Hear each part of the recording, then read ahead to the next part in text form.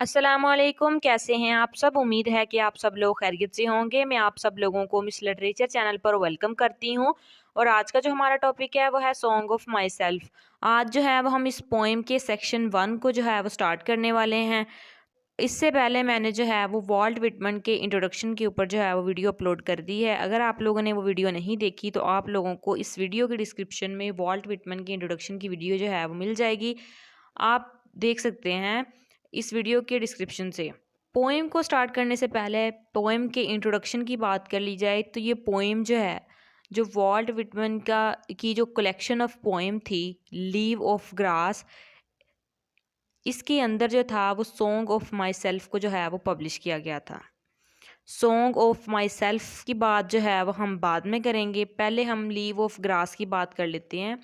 तो leave of grass जो है, जब इसको फर्स्ट टाइम पब्लिश किया गया था 1855 के अंदर, इसके अंदर टोटल 12 पोएम्स जो थी वो ऐड की गई थी। दोबारा इसको जब रीपब्लिश किया गया था तो इसके अंदर जो थी वो 400 पोएम्स जो थी वो ऐड की गई थी।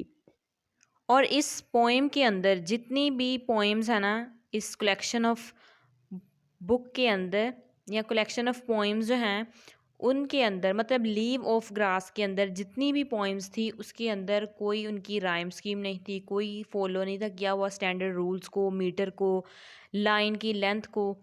तो हम ये कह सकते हैं कि ये फ्री राइम के अंदर जो है, ये लीव ऑफ ग्रास के अंदर जो पोएम्स थी वो लिखी गई थी। जो लीव ऑफ ग्रास की जो फर्स्ट एडिशन थी ना, जिसके अंदर टोटल 12 पोएम्स थी, और उन पोएम्स के जब पहली दफ़ा उनको पब्लिश किया गया था ना, उनका कोई नेम नहीं था उन पोएम्स का, जिसके अंदर 12 पोएम थी फर्स्ट एडिशन में। और उस बुक के अंदर, मतलब उस बुक के जो टोटल पेज थे ना, वो 95 पेजेस के ऊपर वो कलेक्शन ऑफ बुक जो थी वो कंसिस्ट करती थी। 800 कॉपीज़ जो थी इस कलेक्शन ऑफ बुक्स की जो थी, ये कलेक्शन ऑफ पोएम्स कह लें, तो उसकी जो थी वो 800 कॉपीज़ जो थी वो प्रिंटेड थी। और ये जो पोएम थी, इसके बाद इनकी जो टाइटल्स जो थे इन पोएम्स के वो बाद में दिए गए थे। सबसे पहली जो पोएम थी, ये जो पोएम हम आज डिस्कस करने वाले हैं, उसी पोएम को जो है वो उन 12 पोएम्स के अंदर इंक्लूड किया गया था। तो सॉन्ग ऑफ माई सेल्फ उनमें से एक है। एक सॉन्ग फॉर ऑक्यूपेशंस है, टू थिंक ऑफ टाइम है, द स्लीपर, नेक्स्ट है I sing the body electric faces, song of the answer, boston ballad, there was a child went forth who learn my lesson complete and great are the myth. ये सारी poem जो थी इसके अंदर add की गई थी जब पहली दफ़ा लीव ऑफ ग्रास को जो है वो पब्लिश किया गया था। अब जो है वो हम सॉन्ग ऑफ माई सेल्फ की बात करते हैं। तो जैसे मैंने आपको पहले बताया कि इस पोएम का कोई टाइटल नहीं था जब इसको फर्स्ट टाइम इसको जो था पब्लिश किया गया था 1855 के अंदर लीव ऑफ ग्रास में। एक साल बाद ही 1856 में इस पोएम को जो था a poem of Walt Whitman and American, इस नेम से जो था वो पब्लिश किया गया था। इसके बाद 1860 के अंदर इसको जो है वो सिंपली कह दिया गया था Walt Whitman. Then Walt Whitman ने जो था इसका टाइटल जो था वो चेंज किया था, जिससे उन्होंने रख दिया था सॉन्ग ऑफ माई सेल्फ। और ये कब रखा था उन्होंने? 1881 के अंदर। अब ये जो चेंज हो रहा है टाइटल, मतलब टाइटल का जो नेम है इस पोएम के अंदर, या जो पोएम का जो टाइटल है वो चेंज हो रहा है, तो वो क्या है? वो सिग्निफिकेंट है। क्यों? क्योंकि वो इंडिकेट कर रहा है ग्रोथ को। ग्रोथ किस चीज़ की है? मीनिंग की। और मीनिंग किस चीज़ का है? पोएम का। मतलब पोएम के मीनिंग की जो ग्रोथ है ना, उस चीज़ को ये जो चीज़ है ना इंडिकेट कर रही है कि उसका जो टाइटल है इतनी दफ़ा चेंज हुआ है। और यहाँ पे जो सॉन्ग ऑफ माई सेल्फ है ना, इसके अंदर जो हमें थीम देखने को मिलेंगे ना, वो हमें देखने को मिलेगा आइडिया ऑफ सेल्फ। इसके अलावा the identification of the self with ourselves and the poet relationships with the elements of nature and the universe.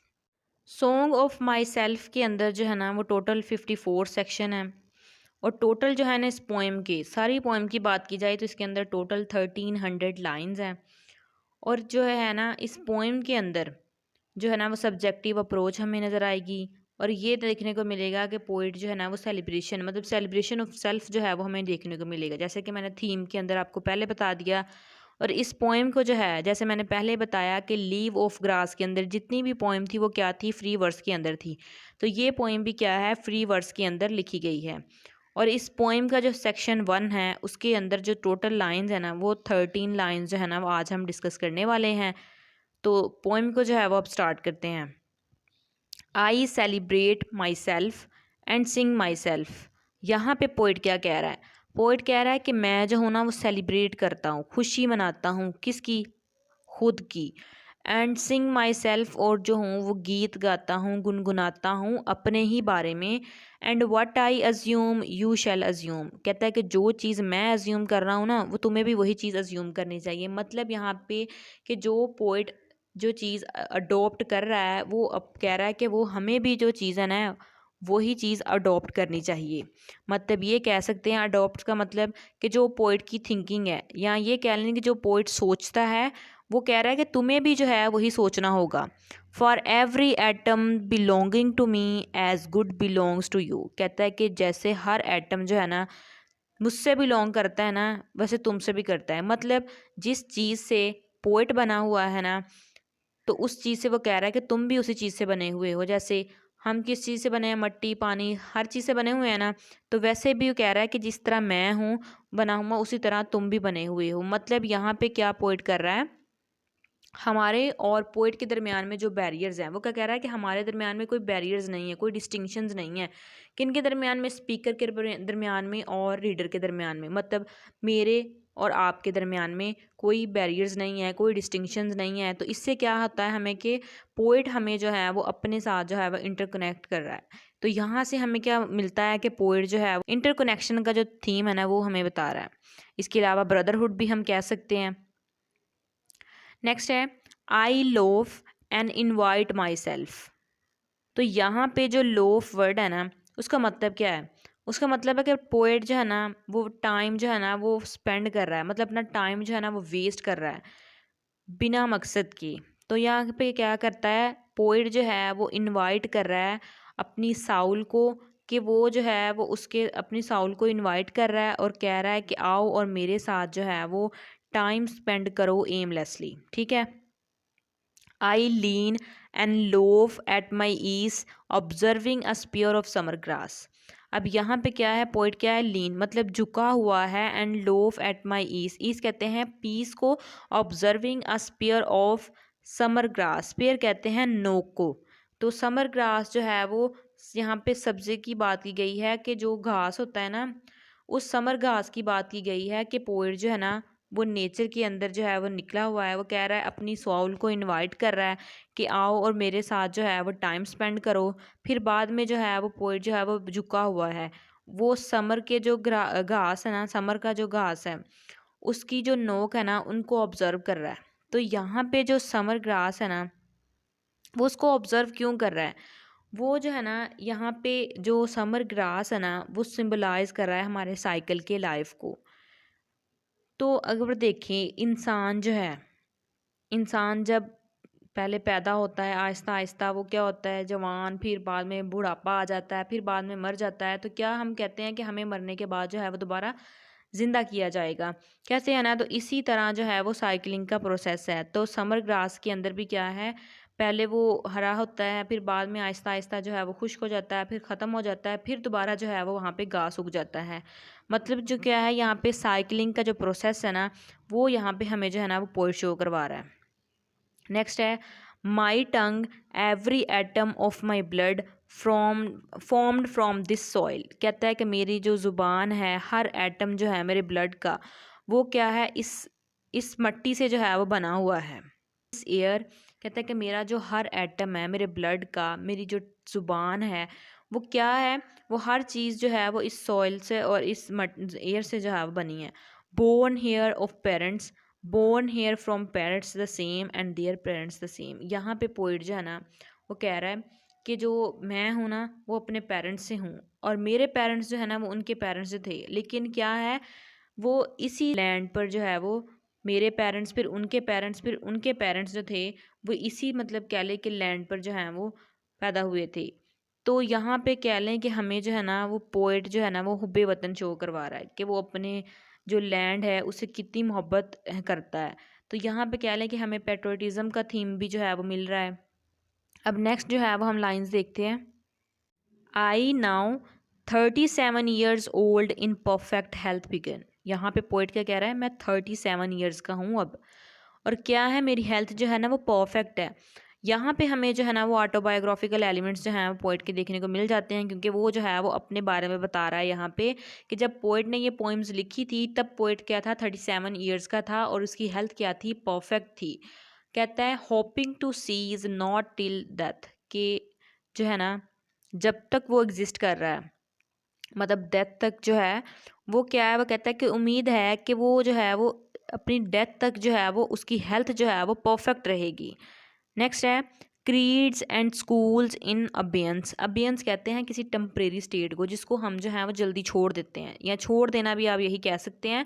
और क्रीड्स कहते हैं हमारे बिलीव्स को, फेथ को, जैसे रिलीजन हो गया, ये सारी चीज़ें। तो यहाँ पे कहता है कि जो हमारा रिलीजन है और जो स्कूल है वो क्या है, एक टेम्परेरी स्टेट है, हमें क्या है उसे छोड़ देना चाहिए। Retiring back a while sufficed at what they are but never forgotten.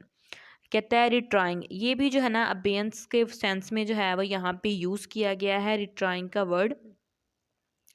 और यहाँ पे क्या कहता है, सफाइज होता है काफ़ी होना, at what they are but never forgotten, कि यहाँ पे वो कहता है कि हमारे पास जो है ना, जो हमारे पास नॉलेज है, जो हमारे पास स्कूल्स के बारे में, हमारे जो फेथ हैं वो क्या हैं, वो हमारे पास काफ़ी हैं। तो आई हार्बर फॉर गुड और bad, I permit to speak at every hazard. IRBOR, इसका मतलब है बिलीव, कि जो मेरा बिलीव है ना वो किस चीज़ के लिए, हर और बुरी चीज़ के लिए है। और क्या है, क्या मैं कहता हूँ मैं परमिट हूँ किस चीज़ के बारे में, कि जो डिफ़िकल्ट सिचुएशन है उनके बारे में। अब यहाँ पे जो है ना हमें जो ब्लर कॉन्ट्राडिक्टरी आइडियाज़ जो है ना इन लाइंस के अंदर में मिल रहे हैं। जो परमिट वर्ड है ना इसका डबल मीनिंग है। स्पीकर जो है ना वो क्या कर रहा है, इसके अंदर हमें दो डबल जो मीनिंग मिलते हैं ना, इसका मतलब ये है कि स्पीकर जो है ना वो क्या है, फ्री है, किस लिए, कि हर मैटर के अंदर जो है ना वो बोल सकता है। और दूसरा ये कह सकते हैं कि वो जो है, जो स्पीकर है ना वो कमिटेड है बोलने के लिए, किस में, कि वो जो है वो डेंजर की सिचुएशन में, उसने कहा ना हैजर्ड, उसका मतलब होता है डिफ़िकल्ट सिचुएशन। तो डिफ़िकल्ट मतलब डेंजर या कोई भी ऐसा फेज़ हो जिसके अंदर पोइट जो है ना वो कमिटेड है, कि उसने जो है ना बोलना ही बोलना है। तो यहाँ पे क्या है, हमें सेंस ऑफ लिमिटलेस भी जो है ना वो हमें यहाँ पे नज़र आ रही है। लास्ट लाइन है nature without check with original energy. अब यहाँ पे जो चेक का वर्ड है ना इसका मतलब है यहाँ पे विदाउट लिमिट्स। और पोइट जो है ना ये प्रीवियस लाइन से जो है ना ये कह ले कि अटैच हो रहा है ये लाइन, और ये यहाँ पे जो लिखा हुआ है ना कि ओरिजिनल एनर्जी वाला, तो इसका मतलब है कि किसी भी कह ले कि डिस्टर्बेंस के बगैर। तो यहाँ पे पोइट जो है ना वो कह रहा है कि वो जो है ना कि वो नेचर की तरह है, कि जिस तरह नेचर है ना, नेचर हर किसी के साथ क्या है, लॉयल है। तो वो क्या है, नेचर अपने टाइम पर आती है, वो नहीं देखती टाइम बुरा है अच्छा है। तो वो क्या है, पोइट भी कह रहा है कि मैं भी उसी की तरह हूँगा, मैं किसी को डिस्टर्ब नहीं करूँगा, और वो जो है वो क्या है, नेचर की तरह जो है वो बन जाएगा। ठीक है। और इस सेक्शन के अंदर जो लिटरेरी डिवाइसेस यूज़ हुई हैं ना वो भी हम देख लेते हैं। तो इस सेक्शन के अंदर जो है ना वो पोइट ने एनाफोरा का जो है वो यूज़ किया है। कहाँ पे, ये देखिए, ये जो लाइन 4 और 5 थी ना इसके अंदर दोनों लाइन जो थी वो आई से स्टार्ट हो रही थी, और इसमें जो था वो पोइट ने एनाफोरा का यूज़ किया है। और अगर हम सॉन्ग ऑफ माई सेल्फ की मतलब टोटली की बात करें तो इसके अंदर ज़्यादातर एनाफोरा ही जो है वो पोइट ने यूज़ किया है। और जो पोएम की जो लेंथ है वो क्या है, कम्प्लीटली तौर पर जो है वो आर्बिट्रेरी है। राइम स्कीम मैंने आपको पहले बता दिया कोई नहीं है, इस स्टैंजा का कोई स्ट्रक्चर नहीं है, अंदर ये कह सकते हैं लैक ऑफ स्ट्रक्चर है, कोई राइम स्कीम नहीं है, कम्प्लीटली आर्बिट्रेरी है लेंथ के लिहाज से। तो आज के लिए जो था वो इतना ही। चैनल को सब्सक्राइब, वीडियो को लाइक और दोस्तों के साथ जो है वो ज़रूर शेयर करना है। मिलते हैं नेक्स्ट वीडियो में। अल्लाह हाफिज़।